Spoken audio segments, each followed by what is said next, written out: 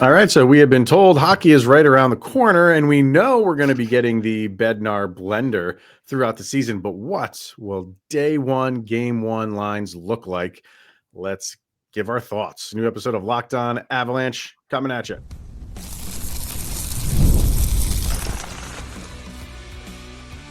You're Locked On Avalanche, your daily podcast on the Colorado Avalanche. Part of the Locked On Podcast Network. Your team every day. All right, everybody, welcome to another episode of Locked On Avalanche, part of the Locked On Podcast Network, your team every day. I'm your host, Chris Maselli.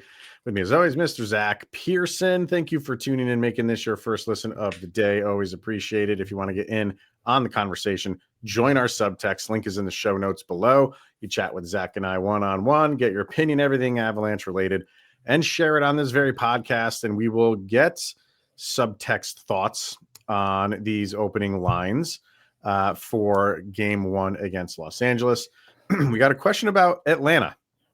What do we think of Atlanta? Maybe getting a team for the third time. Is the third time a charm? Figured why not dive into that a little bit and some other questions that we got. But where we're going to start is right there, Zach. Yes, we're having some fun with it, but opening day is really right around the corner.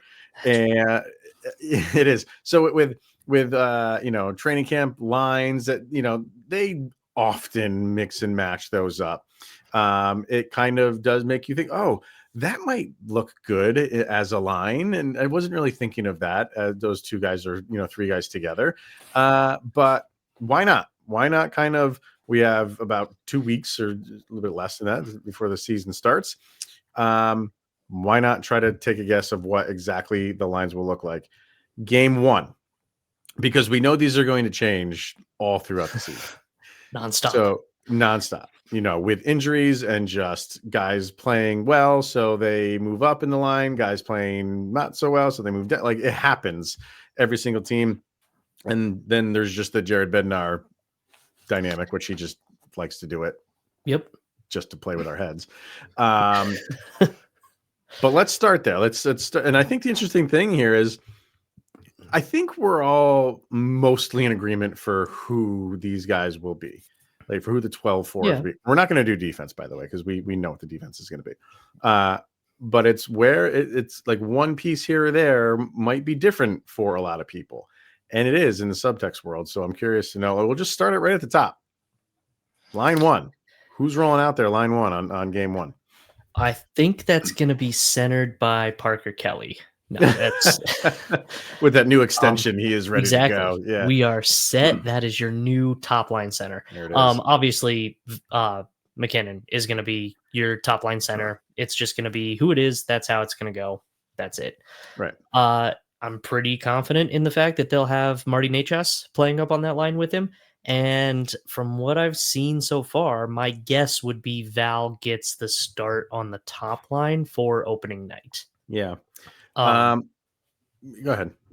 I was going to say the only thing I could possibly see maybe switching would be Val and Lehkonen maybe being swapped and Val moving down to the second line with Landy. But I think the two big bodies, I think having the big body of Val on the top line and having the big body of Gabe on the second, like instead of keeping them separate instead of having them both on the same line. So that's my guess for top line. Yeah, that definitely could be one. And we kind of touched on this a little bit. I think it was last week sometime. When training camp opened and they had that line as a training camp line. And my thought was just, what they ran in the playoffs was for a second line, Landy, Nelson, and Val. Yep. So I just thought they were going to, and I think they still will, man. I still think that will be the opening night second line, which means the first line I would have out is Lehkonen, MacKinnon, and Marty Nichushkin. And I can see that. Yeah. And I think, I was looking up numbers and stuff like that. Lehkonen had more high danger chance opportunities than anybody else on the team, believe it or not, including Nathan MacKinnon. Really? So, yeah, like that really, I was not expecting to see that out. Just high danger chances. He had at 5-on-5, I should say, not power play. So he had Did they have high danger on the power play in the playoffs? Because to me, it looked like the power play was completely asleep. Oh, it was inept. It was totally inept. Yeah. So I think because Lehkonen, and that's not to say that Val does not give you opportunities. He absolutely does. But I think they like that the dynamic between those three guys with Lehkonen up there with them. Would it surprise me if Val's up there? No, not at all. And I think that will be a line here and there throughout the season. We got to, and I'll get to the individual peoples in a minute when we're done with giving our lines. We had a few people in subtext. Again, this is just for game one. Yep. Putting Gabe Landeskog on the top line for game one. I think it ends up happening, but I think he stays on the second line for now. I think it's smarter to keep him on the second line for now, because if you put him with Nathan MacKinnon and Martin Necas, two of the fastest guys in the league, can he keep up? Is my question. And not to say he's a slowpoke, but those guys are on another level. And Lehkonen can, in a sense, do a better job of keeping up with them than Gabe Landeskog can. Yeah. So that's the only reason why I'm not putting Landy there in that game. But I think you're right there. And maybe it does happen throughout the season at points when they need a boost. Oh my God, you're gonna put Gabe Landeskog up there, especially on home ice if you want to get the crowd involved. Like, it's going to happen. I don't see it happening on day one. Although if the opening night game was in Colorado, maybe you do to get that crowd experience going. Yeah, I think opening night in Colorado, even if he's not going to play on the top line for the whole night, I think Landeskog is on the top line. There's no way he's not for the first puck drop in Denver. It's got to be Landeskog with MacKinnon. And I would actually say it's probably Val to be the three on the ice for puck drop, and then whatever, it gets shifted to how he actually wants to play for that game. Yeah. But that'd be my guess. Because he was when he came back. Yeah, he was his first game back in Colorado in the playoffs. Yep. They put him on that top line. So we're pretty much in agreement with the exception of swapping Val and Lecky. And it sounds like we can both be convinced of each other's. I would have no problem with the right round. And then so your bottom six as far as your third line, who do you have on that third line? Definitely Drury, I think, in the center right now. Right. I'm probably going to go Colton and Olofsson for third line as your wings. I don't see anything that necessarily jumps out at me to make that change. Yeah, I'm with you there. And I think Olofsson, is the better option, the better definitely a better offensive player. And I think you want that in your third line. I can't see putting him down to the fourth line. Although, again, Parker Kelly's one of those guys that if you need to bring him up for whatever reason, you can do that. So I have the same exact third line as you do. And then I think where the interesting thing could be is this fourth line center position. Yeah. So what's your fourth line looking like? So my wings are Kelly and Kiviranta. I don't see that being anything different. I got to assume it's those two. I think, based on Bednar's comments about Ivan and Bardakov, I think I'm going to give the nod to Bardakov as my gut feeling right now. There's still a couple of preseason games for Ivan to maybe showcase something that boosts him up above that. But I think Bedsy's comments were relatively pointed and pretty clear. I think Ivan might start off the season with the Eagles. So I understand his comments. But they came at the beginning of training camp, and I don't think he's going to make a decision now or when he made those comments a week ago, without letting the camp take its course and preseason run its course and see what these guys actually do. I think he really likes Bardakov.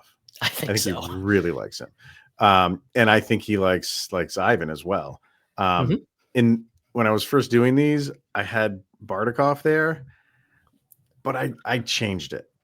Did you? Okay. And I went with Ivan. And I think I'm just doing that for the experience aspect, as minimal as that is for him. Yeah. He still has that a little bit, especially over Bardakov. And I wonder how much the language thing comes into play too, because Bednar did talk about that and how Bardakov is very limited in his English right now. He's getting I think he said from Prishapov, he's getting a lot of direction from him as far as the language goes. So if Prishapov's not there, who he could be an option as well. Yeah, I could see him maybe making that. If he's not there, how much of that comes into play? Not being able to understand the coaches and where you're supposed to go. Maybe they put him down in the AHL, not only to get seasoning, but to fine tune his English a little bit more. Yeah. It's possibility, because I do think they like him. He's going to get time. Absolutely. He's going to get time. But again, we're just doing opening night. So and I think Ivan is going to have a pretty good preseason and camp, what's left of it. And that's fair. So from the comments that he's made, obviously having not seen any more preseason games yet, I just get the feeling, and I'm just going off of what I have right now. So we'll see how the next couple of games go. Cause I was impressed with Ivan last year as well. I thought he had a pretty solid season in the NHL, which it sounds like Bednar did too, but Bednar's definitely pretty high on Bardakov. So it'll definitely be interesting. And then the only other one I could potentially see jumping up, I don't think it'll happen opening night, but I see him pushing for a spot based on one preseason game and one rookie showcase. That'd be Gavin Brindley, because everybody seemed to like him. He's gonna make it difficult to keep him out of the lineup. I know. We'll see if they just give him an opportunity right at the beginning of the season, or we don't know. I wish Taylor McCarr was in the mix a little bit more. He just hasn't come back from this injury that I've seen yet. Yeah. But yeah, I'm with you on the Brindley thing. Yeah. Where is he gonna? Maybe it's not this year. I think that might be a big ask for him, because even fast forward another from now, a month and a half to 2 months, you got Logan O'Connor coming back. I know that's going to throw a whole wrench. Yep. This gets really interesting after that.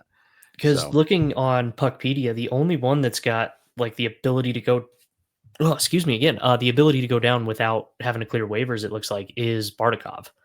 And Ivan would have the same potential, but that means when LOC comes back, that's who you're sending down. And then maybe you move Parker Kelly to that fourth line center and have Logan O'Connor play maybe third line, or maybe you drop Colton to fourth line center. Like, it's going to be really interesting when LOC comes back, which, I mean, I've done a lot of this recently, knock on wood, barring other injuries.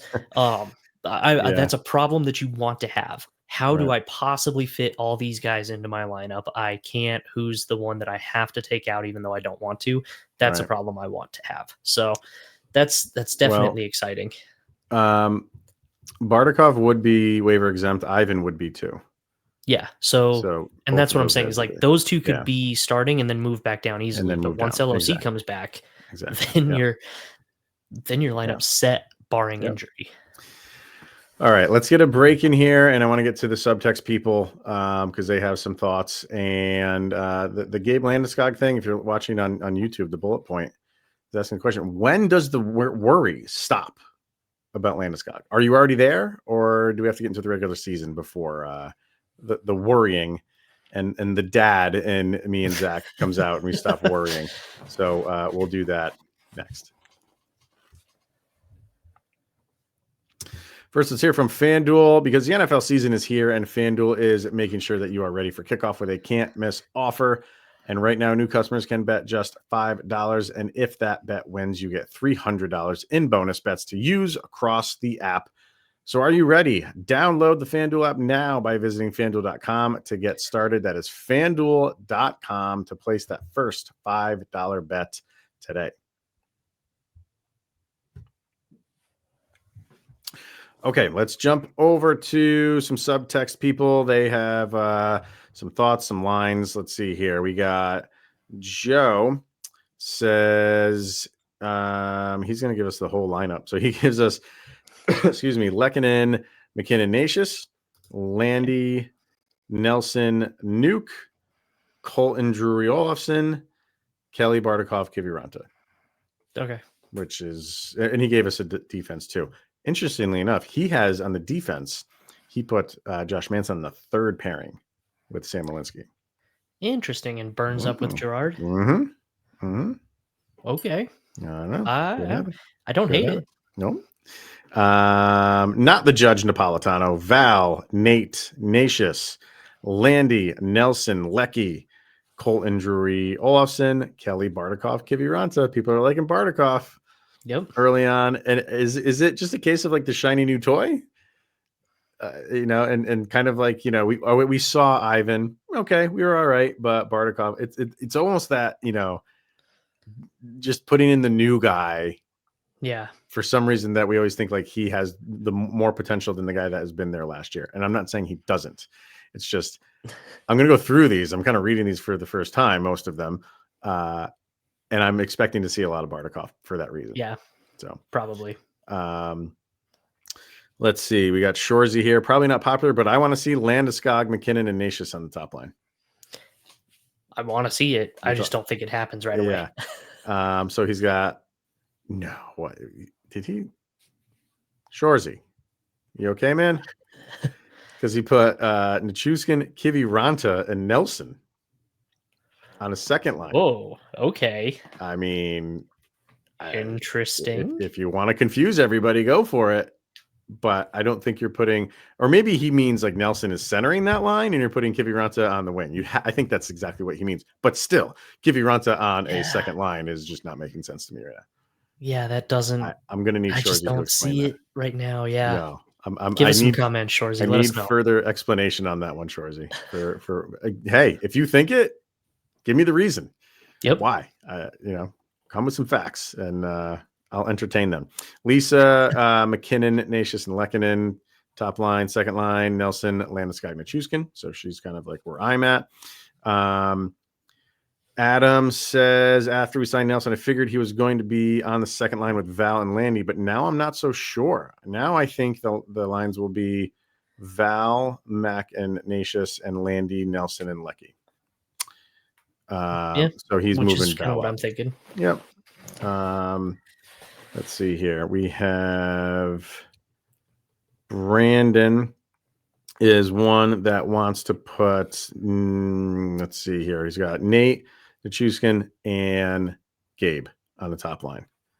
And then for his second line, he put Lehkonen, Natius, and Logan O'Connor. And I had to correct him and say, well, this is opening day, so you can't have O'Connor in there. But still, very interesting that he would put Logan O'Connor on the second line. That is, because I love LOC on the third line. I don't know that I see him on the second.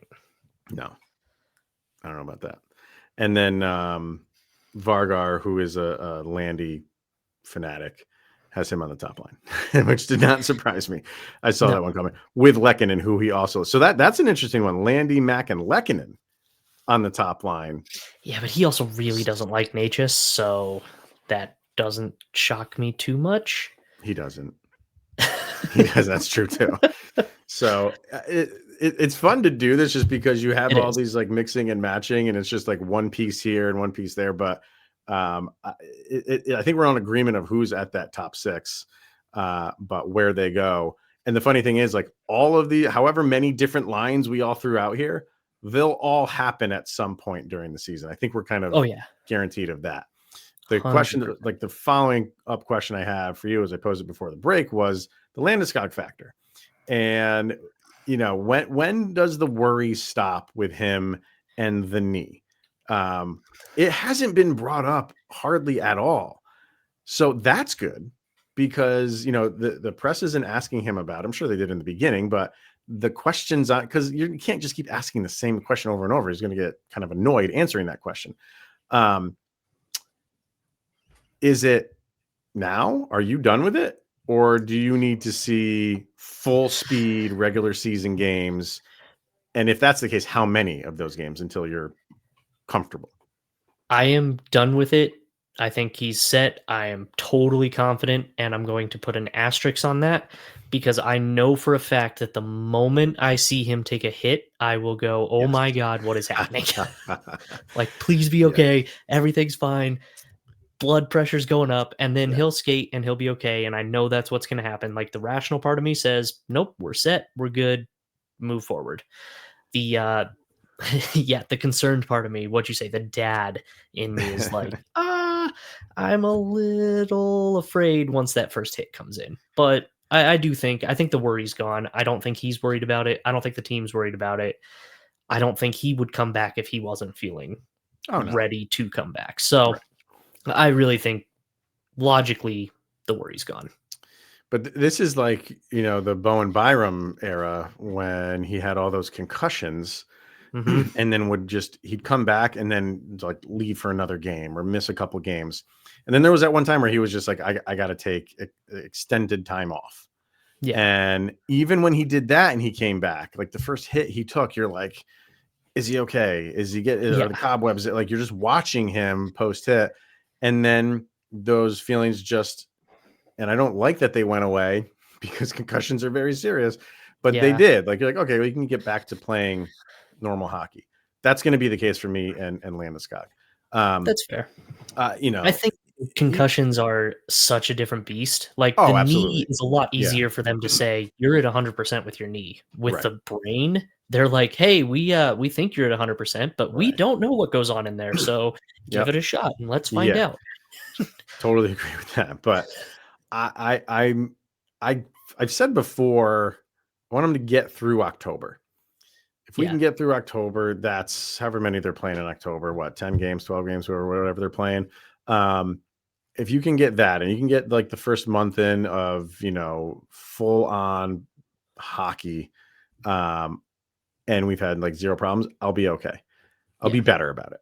So that's where I'm at. So, and I know there's some people that it's already out of their mind. I can't do that. I can't I'm not there yet. Slowly but surely.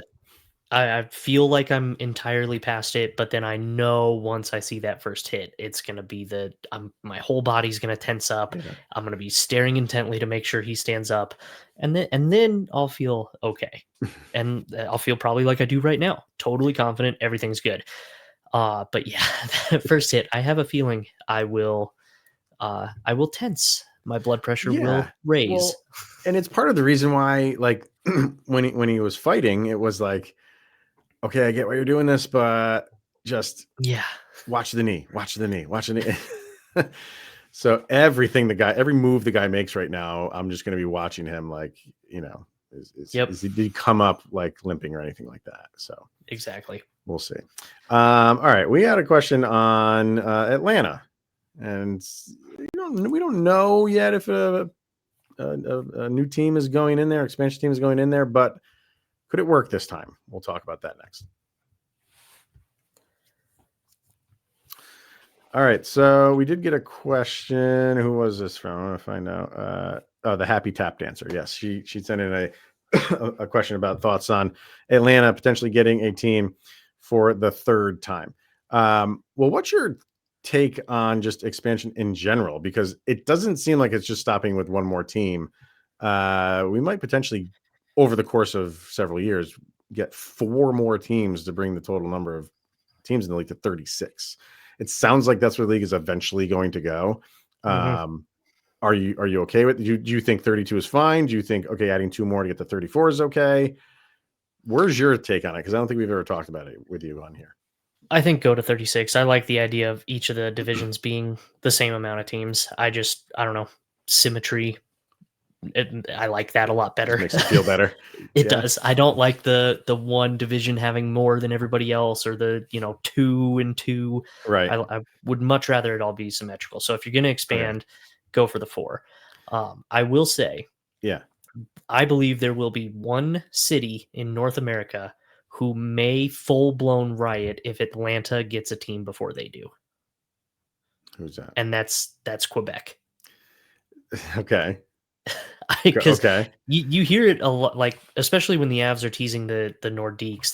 There's clearly a desire for hockey in Quebec. Right. It seems to be something that people, especially in Quebec, want to have back. So I don't know. And the thing is, I don't hear anything about a team going back to Quebec, so I don't think they're going to get one before someone like Atlanta. No, it's weird because like the funny thing is like with when you hear Atlanta potentially getting another one for the third time to try to run this back a third time, the reasons that people give are Well, it's a different time. Like the first one with the Flames back in the late 70s. I think they moved in 1980. Yeah. It was a different time.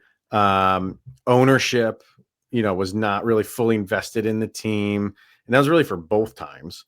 Yeah. Well, that was the case with Quebec. Like they struggled financially. So, if you're going to put a team anywhere, like, those owners got to be financially stable.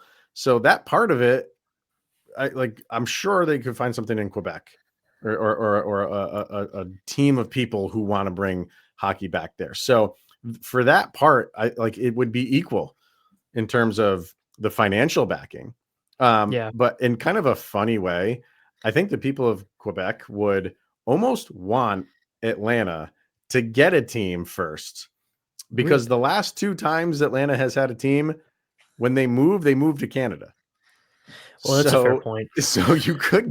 you could inherit a team if it doesn't work in Atlanta again, that they go up north to Canada, because the first time they moved to Calgary, and now they're the Flames, and now it's the resurgence of the Winnipeg Jets. So when it doesn't work in Atlanta, it goes to Canada. So you might have to wait a little bit longer, Quebec, but maybe that's the best route for you to go if the league is not just going to give you a team. And if you That'd be get fun. a Jets style team, competitive, even if it's not like even if it's listed as the place nobody necessarily wants to go to, but consistently competitive, yeah, maybe you do want to wait for Atlanta to pick it up and then drop it. If it's not going to work, and it is different. Like, that's the thing. Like, I don't want to get into all of the details why they left the first 2 Yeah. times, but it is a different climate right now, and Atlanta is a big market. But the first time that they were there, that was like the first team in the South. Like that was a new thing down there, to have the Atlanta Flames down there. Like, there's Yeah. really no teams in the South. So it didn't work. And then they tried it again, and there was a lot of other problems the second time around.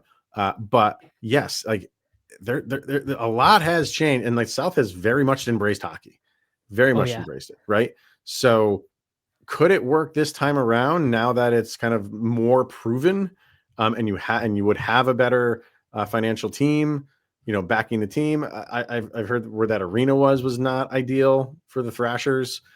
They would build, one of these elaborate, massive arenas that is basically like a mini city, which always brings people in. So it would be done much better this time around. So could it work? It could. My question is, how I answered the question online was, do the people of Atlanta care about hockey? I don't know the answer to that. I want to say everywhere people care about hockey, Well, but I know you have to put a good product out there, but if you don't, say you go the route of the Kraken and you're struggling, like, the people of Seattle will follow that team to the end. They love their hockey up in Seattle. If a new Atlanta team goes the route of what Seattle has done and been struggling, do they just throw in the towel and say, like, we're not doing this again? Because you got to go the route of Vegas and just throw everything in and keep the people of Atlanta entertained. And if they're not entertained, do they just go back to their basketball, baseball, and football? That's my question.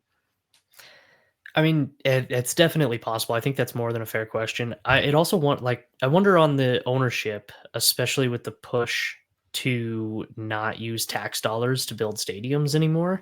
Like you said, ownership would have to build probably the big complex with everything in it, the mini city around it. You got to find an owner with some deep pockets in order to do that. And are you going to find an owner if Atlanta doesn't want to vote for it? I think that would be probably another question on whether or not a city like Atlanta gets it. Are the people there willing to potentially pay for part of it?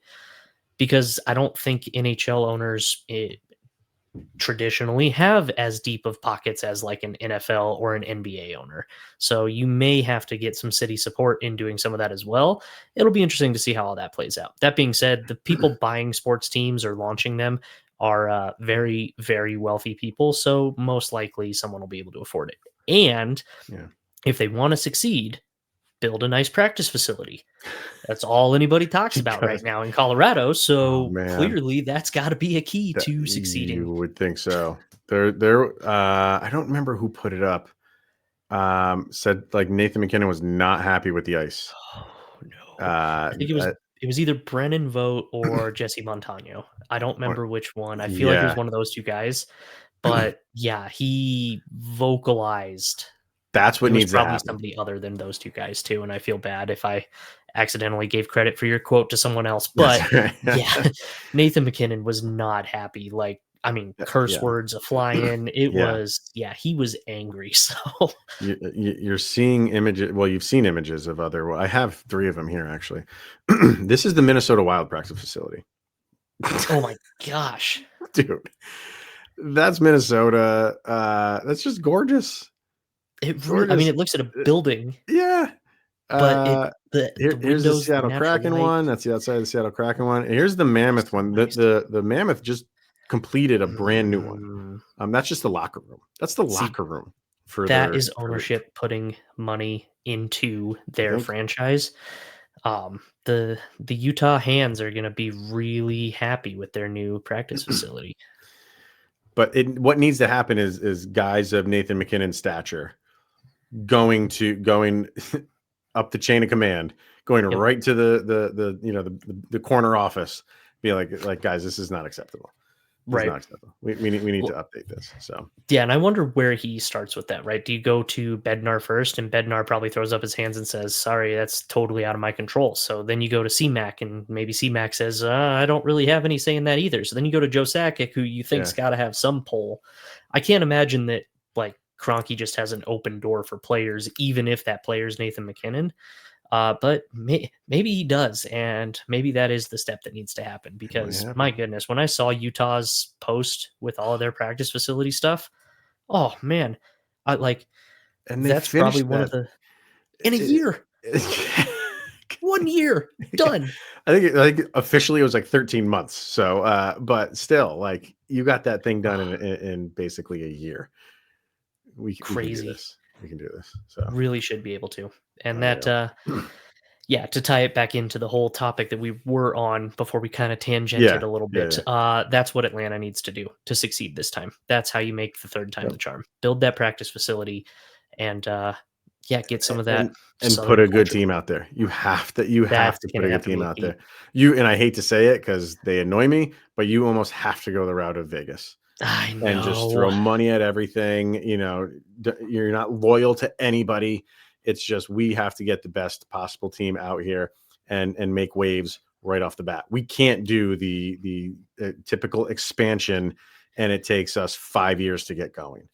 Yeah, because I think that's just going to make the people of Atlanta say, like, doesn't work here. You're not putting out a good product. Yeah, beautiful arena. I love what you've done with the place, but we're not going to paying our money to go watch this terrible team. It all starts there. So. Yep. All right, we'll see. It could happen. I mean, I think it's going to. I think Atlanta's got one. I think Houston's going to get one. I think Arizona will get one back. So those will be the 3, and the 4th one is up in the air where that goes. Could be another one in Toronto, which they're talking about. Quebec maybe is in the mix, but I don't know. I think maybe you could even see one in like Cincinnati. I'm hearing could be a possibility for a club. Cincinnati hockey team. The Snow Leopards to go with the Bengals. I don't know. You got to come up with something. Or didn't John Oliver came up with the Moon Mammoths for, I think it was a team that was in Ohio. Okay. It was the Moon Mammoths. So, or if we're stealing teams, Utah Mammoth, we'll just steal from in the sport and just put Moon before your club and just call it the Moon Mammoths. So I think that's the key for all the expansion teams. Yeah. Just put Moon in front of it. Call it good. Choose an existing one.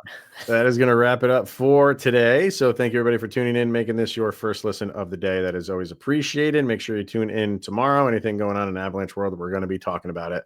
So make sure you tune in. He is Mr. Zach Pearson. I am Chris Maselli. This is the Locked On Avalanche podcast. And we'll see you guys tomorrow, where you've made it through another 24 hours, where Sidney Crosby is that much closer to wearing not a Moon Mammoth jersey, Colorado Avalanche jersey.